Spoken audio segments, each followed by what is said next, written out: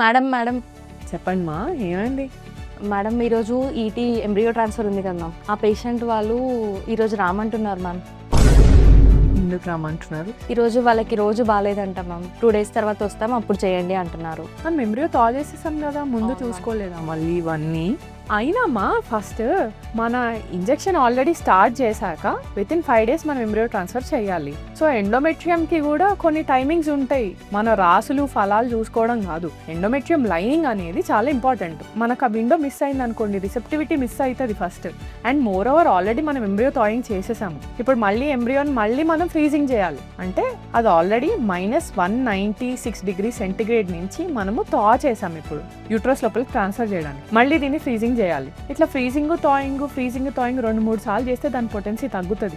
Not possible. రమ్మని చెప్పండి, ఒక 1 hour లేట్ అయినా పర్లేదు, ఎంబ్రియో ట్రాన్స్ఫర్ అయితే చెయ్యాలి. వాళ్ళ ఎంబ్రియో ట్రాన్స్ఫర్ మనము లేట్ అయితే కూడా ఇష్యూస్ ఏముంటాయి అంటే ఎండోమెట్రియం అనేది ప్రెగ్నెన్సీ కాకుండా పీరియడ్ వచ్చేలాగా తయారైపోతుంది. దాంట్లో మనం బేబీని పెట్టిన ప్రెగ్నెన్సీ ఛాన్సెస్ ఉండకపోవచ్చు.